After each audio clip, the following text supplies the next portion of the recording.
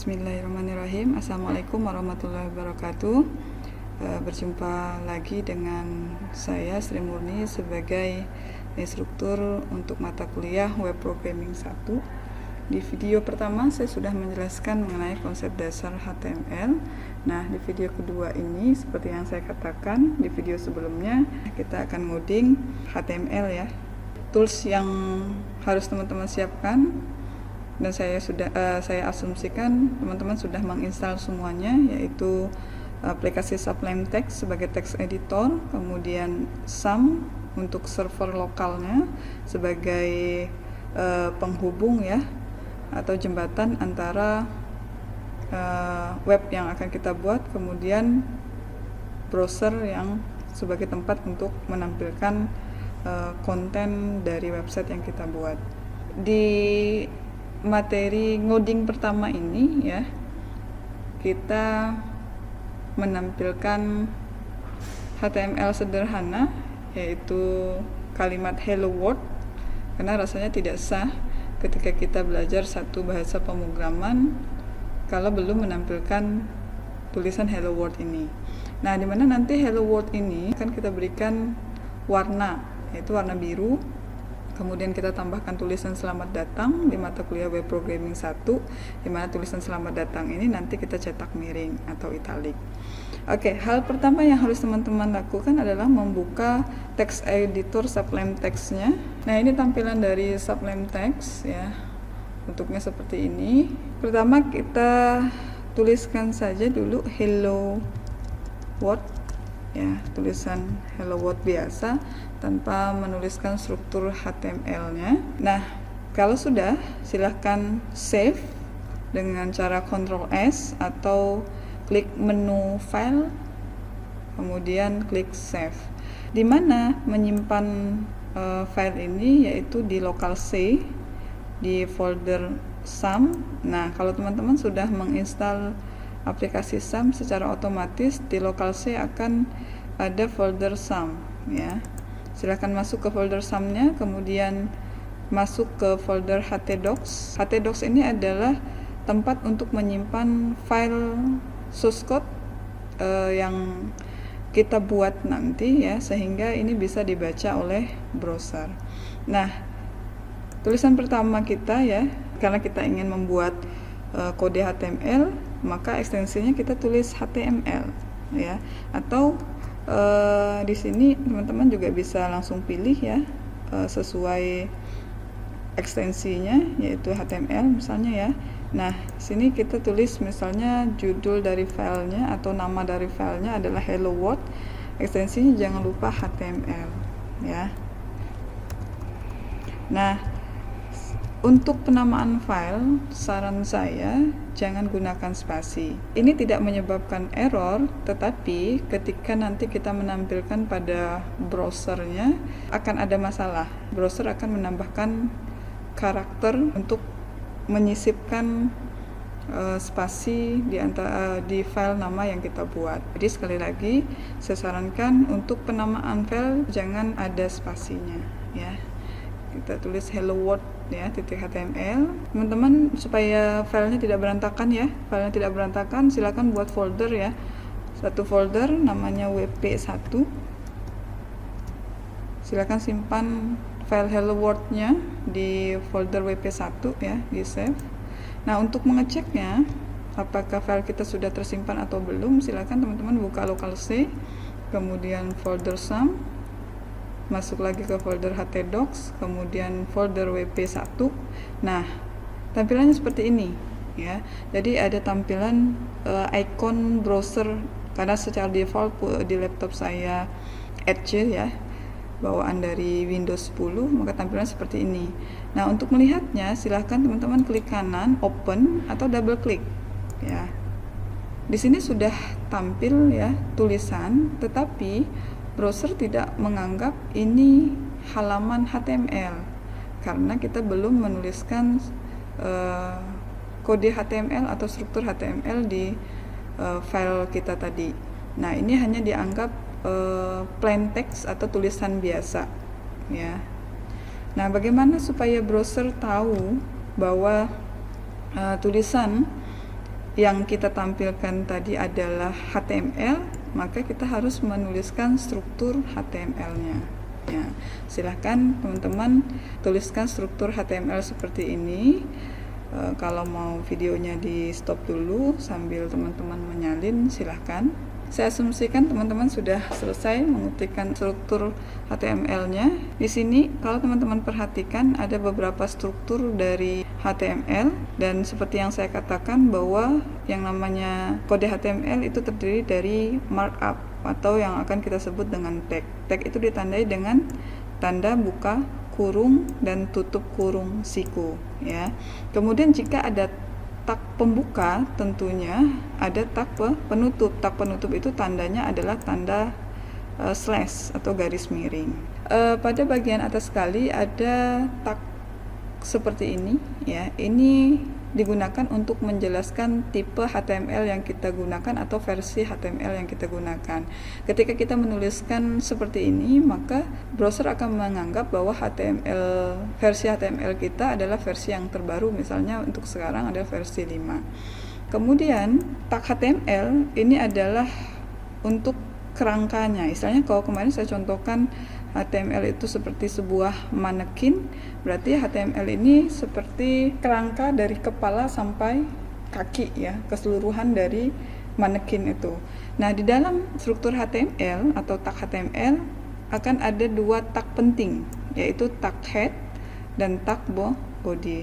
Jadi kalau teman-teman nanti ingin menampilkan isi halaman web, ya, maka tulisannya atau source code-nya itu di dalam body. Jadi apapun yang kita tuliskan di dalam tag body ini, maka inilah yang ditampilkan di browser.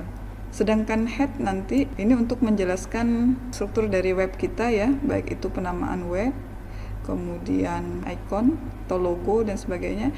Jadi untuk menuliskan source code-nya itu di dalam head ataupun di dalam body, tidak boleh di antara tag head dan tag body. Kita tuliskan saja langsung tadi hello world.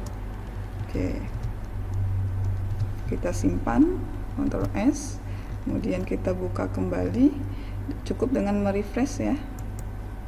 Tidak ada perubahan, hanya saja perbedaannya yang tidak kita ketahui, ya, bahwa browser sudah menganggap hello world ini sebuah HTML. Kemudian di studi kasus kita tadi adalah hello world ini akan kita beri tulisan berwarna biru. Maka kita perlu tag untuk merubah tulisan. Karena kita ingin memberikan warna pada tulisan, ya, yang berhubungan dengan mengubah font, maka kita pakai tag font. Kemudian ingin merubah warna, perintahnya adalah color, ya, warna yang kita inginkan adalah blue. Nah, jangan lupa seperti yang dikatakan bahwa dalam HTML kalau ada tag pembuka harus ada tag penutup. Nah, karena merubah font, maka perubahan warna ini harus berada di dalam tanda kurung tag font. Color sama dengan blue. Kita save, kemudian kita lihat perubahannya. Kita refresh di sini. Nah, warna tulisannya sudah berwarna biru. Oke. Kemudian yang berikutnya adalah kita ingin menambahkan tulisan selamat datang di mata kuliah web programming. Oke, seperti ini. Kita refresh, menekan tombol F5 atau klik icon refresh, ya, pada browsernya. Sudah bertambah tulisan selamat datang di mata kuliah web programming. Hanya kita inginnya hello world dan tulisan selamat datang ini terpisah. Dalam artian selamat datang di mata kuliah web programming ini di enter ke bawah. Bagaimana tag enter pada HTML? Karena kita ingin memberi tulisan selamat datangnya di enter, maka silahkan sisipkan tag BR namanya, ya. BR itu kepanjangannya adalah break, ya, memberikan jeda.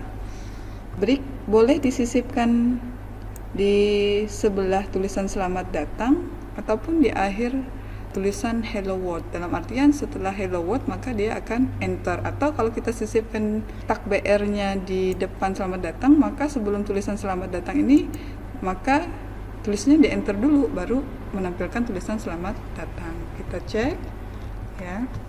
Kembali ke browser, silahkan di refresh. Nah, tampilannya seperti ini.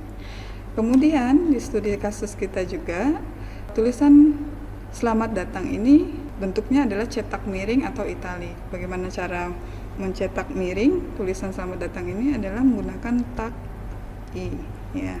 Nah, untuk tag sendiri silahkan teman-teman pelajari ya.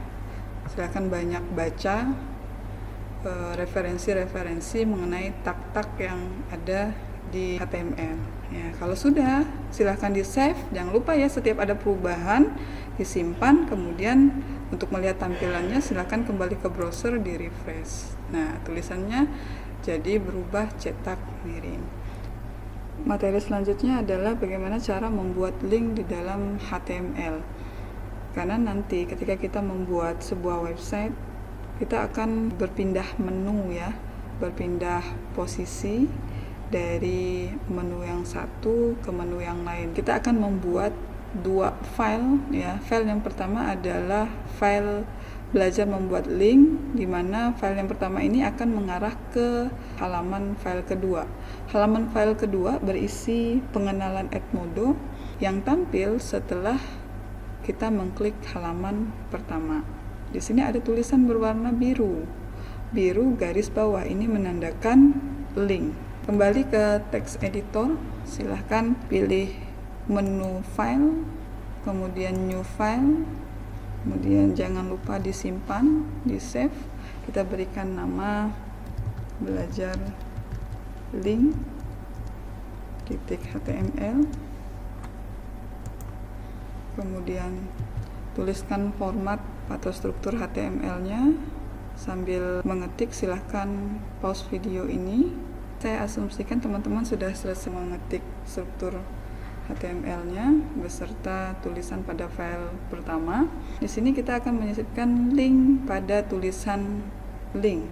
Tag link adalah a href sama dengan ketik 2 kali, tutup. Karena yang akan dijadikan link adalah tulisan link, maka penutup linknya, tag linknya di setelah tulisan link. Jadi tulisan link ini diapit dengan tag link, yaitu a href sama dengan yang dalam kurung ini adalah alamat linknya nanti. Ini kita kosongkan saja. Kita langsung buat file yang kedua. Jangan lupa simpan, Ctrl S, kemudian kita buat file yang kedua, new file, kemudian tuliskan struktur kodenya sama seperti ini. Kemudian di file yang kedua kita akan menulis tulisan seperti ini. Silahkan teman-teman salin. Ya, kalau sudah selesai, kita akan menyisipkan link di halaman kedua, yaitu di tulisan Edmodo ya. Tahapannya sama, yaitu menggunakan tag a href ya.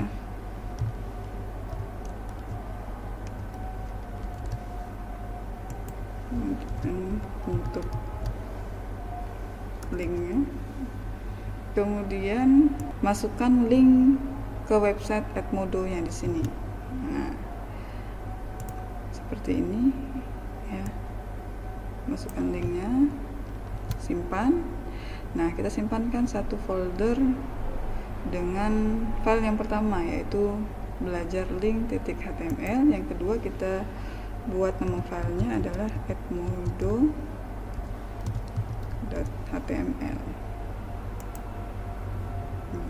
Kalau sudah, kita kembali ke file yang pertama. Nah, di file pertama ini linknya itu ke membuka file kedua, yaitu edmodo.html. Berarti di sini kita tulis saja edmodo.html. Ini kenapa bentuknya seperti ini? Karena dia berada dalam satu folder dengan file yang kedua. Kalau misalnya ternyata file edmodo.html ini terpisah foldernya, berarti teman-teman sebutkan folder penyimpanan untuk edmodonya. Misalnya folder penyimpanan edmodo.html ada di folder link. Masukkan foldernya, tulis nama foldernya, garis miring, baru nama filenya. Itu kalau file pertama dan kedua berbeda folder. Di materi Hello World kita belajar membuka filenya langsung dari file, ya. Nah, sekarang saya ajarkan bagaimana membuka file ini langsung dari browsernya. Di sini saya gunakan Google Chrome. Nah, karena kita menggunakan server lokal tadi yaitu SAM, maka kita ketikkan localhost. Kemudian garis miring nama folder tempat kita menyimpan filenya yaitu wp1. Kenapa tidak disebutkan SAM kemudian garis miring htdoc, padahal kan tadi nyimpannya di folder SAM kemudian htdoc. Begini, ketika kita menuliskan localhost, maka secara otomatis dia akan masuk ke folder htdoc. Untuk itu, kenapa kita menyimpan file yang sudah kita buat ke dalam folder htdoc, sehingga ketika kita tulis localhost, maka secara otomatis dia akan membaca semua file yang berada di htdoc. Katakanlah kita tidak hafal nama filenya, kita cukup ingat foldernya, kita klik ya atau enter, tidak tampil. Kenapa? Karena kita belum mengaktifkan aplikasi SAM-nya. Kan tadi fungsi dari SAM itu adalah sebagai server lokal agar web yang kita buat atau HTML yang kita buat bisa tampil di browser. Di sini tidak bisa tampil browser karena servernya belum kita aktifkan. Nah, cara mengaktifkannya silakan teman-teman cari kontrol untuk SAM-nya ya. SAM control di sini klik. Kemudian silakan aktifkan Apache dan MySQL-nya. Kalau sudah, nah secara otomatis dia akan membuka semua file yang berada di folder wp1. Di sini ada Hello World, ada belajar link, kemudian ada Edmodo. Nah, kita buka file yang pertama yaitu belajar link. Tampil seperti ini. Nah, ini tadi saya katakan bahwa kita ingin menyisipkan link di dalam tulisan link. Ketika kita klik tulisan link ini, nah maka dia akan menampilkan file yang kedua, jaringan Edmodo memungkinkan guru untuk berbagi konten dan bla bla seterusnya. Kemudian di dalam tulisan Edmodo juga ada link. Ketika teman-teman klik Edmodo, maka secara otomatis dia akan membuka halaman Edmodo. Nah, ini yang disebut dengan link di dalam HTML. Next, membuat tabel di HTML. Tag yang digunakan di dalam membuat tabel di HTML antara lain, yang pertama tag table, ini untuk membuat tabel. Kemudian tag tr untuk membuat baris tabel, tag td untuk membuat kolom tabel, tag th untuk membuat judul tabel, dan callspan ini digunakan untuk menggabungkan kolom, dan rowspan untuk menggabungkan baris. Oke. TR itu kepanjangannya adalah tabel row ya. Row itu berarti baris, TD itu table data, dalam artian untuk membuat kolom, karena setiap baris pasti ada data yang diisi atau ada kolomnya. TH itu table head, digunakan untuk membuat judul tabel. Biasanya di Excel itu kan ada penggabungan tabel, baik itu penggabungan kolom maupun penggabungan baris. Nah, di HTML juga disediakan script untuk menggabungkan kolom dan menggabungkan baris. Oke, kita langsung saja ke prakteknya. Kita membuat sebuah tabel data siswa, bentuknya seperti ini. Ada judul tabelnya, NIM, nama, alamat, tempat tanggal lahir dan jurusan. Kemudian ada data-datanya, di mana di tabel ini kalau kita perhatikan ada 5 baris ya. Ada 4 baris, yaitu baris pertama NIM, baris kedua itu adalah data NIM 01, baris ketiga adalah data NIM 02, baris keempat adalah data NIM 03. Kemudian kolomnya ada 5. Ada kolom NIM, nama, alamat, tempat tanggal lahir, dan kolom jurusan. Berarti kita akan membuat tabel yang terdiri dari 4 baris dan 5 kolom. Silakan buka text editor Sublime-nya, tuliskan struktur HTML, jangan lupa disimpan ya, dengan nama tabel 1.html. Ketika kita ingin membuat sebuah tabel di HTML, maka kita harus mendeklarasikan bahwa kita ingin membuat tabel. Langsung tuliskan saja di sini. Tabelnya sudah tersedia ya, sudah ditutup. Kita sudah menyiapkan nih sebuah tabel. Di dalamnya tadi ada 4 baris dan ada 4 kolom. 4 baris berarti tag untuk membuat baris pada tabel tadi adalah TR.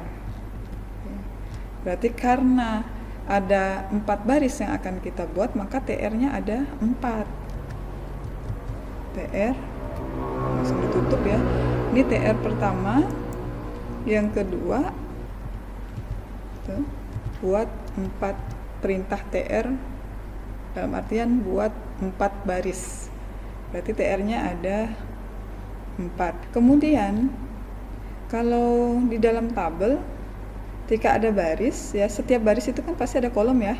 Untuk membuat kolom berarti di baris pertama ini kolomnya ada berapa? Ada 5. Karena kolom yang paling atas ini merupakan judul dari tabel, maka perintahnya bukan membuat kolom ya, tapi membuat judul dari tabel. Berarti di baris pertama itu isinya adalah judul dari tabel. Judulnya ada berapa tadi?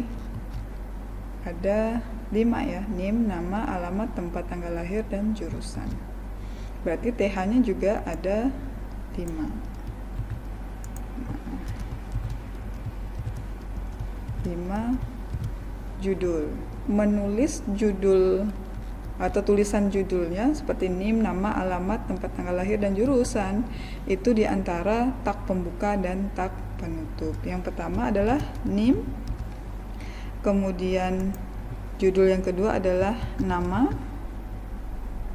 yang ketiga alamat,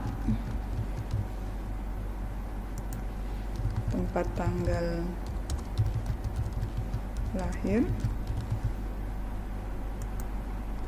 yang terakhir adalah jurusan.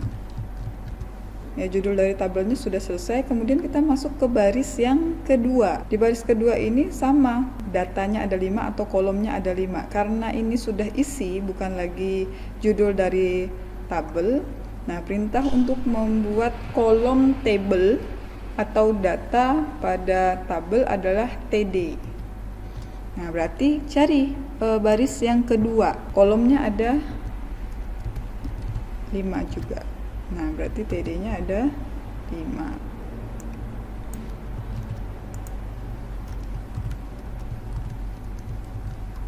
Oke. Lakukan langkah yang sama di baris berikutnya karena kolomnya sama. Tinggal di copy saja. Di baris ketiga di copy, kemudian baris keempat juga di copy. Nah, silahkan diisi datanya. Baris kedua, kolom pertama itu adalah berisi NIM 12110001. Tulis 12110001. Namanya Anita, alamatnya Cengkareng.